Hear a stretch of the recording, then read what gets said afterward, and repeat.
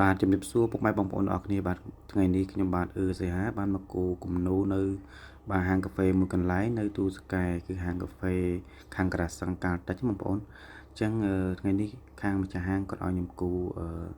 logo ហាងបាទ Coffee Plus បាទនៅកាលតិចហ្នឹងបាទនៅចិត្តផ្សារសំហានហ្នឹងអញ្ចឹងបងប្អូនដែលគាត់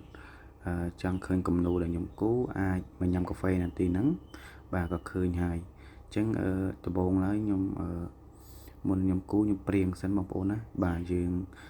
គូជាដេកសទេយើងព្រៀងជារូបរាងហើយមិនយើងដាក់ថ្នាំក្រោយអញ្ចឹងបងប្អូនដែលគាត់ស្រឡាញ់គំនូបាទដាក់ហាងកាហ្វេអីបាទបងប្អូនអាចកម្មង់ខ្ញុំបានណាបាទពួកអីដោយសារឥឡូវនេះខ្ញុំគូគំនូគ្រប់បែបយ៉ាងមិនថាគំនូនៅហាងកាហ្វេគំនូដូចគំនូទេសភាពគំនូលើជញ្ជាំងបាទគំនូផ្សេងជាច្រើនទៀតអញ្ចឹងបងប្អូនដែលគាត់ចង់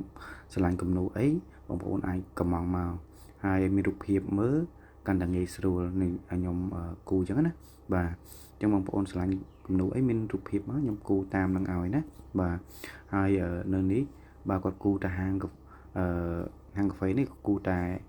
logo ទេបាទ logo ហាងកាហ្វេណាបាទតែធំហើយស្អាតមែនតើ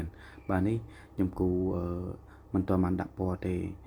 ខ្ញុំគូចប់មកពេលហើយបាទខ្ញុំដាក់ពណ៌ក្រោយអញ្ចឹងគូកែវកាហ្វេបាទហើយកប់កាហ្វេគូទៅ logo ហ្នឹងបងប្អូនណាបាទអញ្ចឹងបងប្អូនកុំភ្លេចជួយ share ជួយគាំទ្រផងបើស្រឡាញ់ស្នាដៃខ្ញុំបាទសីហាណាហើយសូមបញ្ជាក់បងប្អូនណានេះជា account ពិតរូបពិតរបស់ខ្ញុំបាទសីហាខ្ញុំជាជាងគំនូតារាសម្ដែងនិងជាធ្វើការនៅក្រុមហ៊ុនធានារ៉ាប់រងអញ្ចឹងបងប្អូនប្រុងប្រយ័ត្នចំពោះ account ចោលផងដែរបាទព្រោះឯដោយសារឥឡូវមួយរយៈនេះ account ចោលក៏រីកដុះដាលច្រើនដែលយករូបថតរបស់ខ្ញុំបង្កើត Facebook คล้ายៗបាទឆាតទៅញ៉ាយស្រីបោកប្រាស់លុយកាក់ជាច្រើនបាទអញ្ចឹងសូមឲ្យបងប្អូនប្រុងប្រយ័ត្នបាទឲ្យបងប្អូនដែលស្រឡាញ់បាទរូប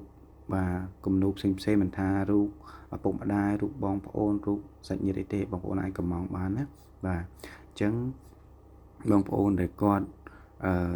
ស្រឡាញ់គំនូតាក់ទងមកខ្ញុំបានគូនៅ